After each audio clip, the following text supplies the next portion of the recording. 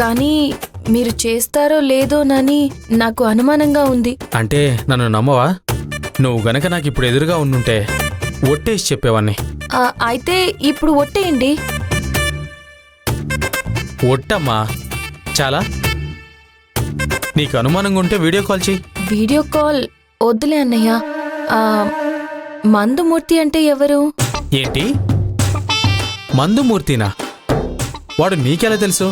నాకు తెలీదులే, కానీ ముందు అతనెవరో చెప్పండి. మందుమూర్తి మందమ్మే వ్యక్తి. అసలు వాడి గురించి నువ్వెందుకు తెలుసుకోవాలనుకుంటున్నావు? అది వదిలేయండి అన్నయ్య. ఆ మూర్తి గురించి మీకు ఇంకేం తెలుసో మొత్తం చెప్పండి. వాడు ఫారిన్ సరుకు అమ్మేవాడు. ఎప్పుడు ఎన్ని బాటిల్స్ అడిగినా ఇస్తాడు.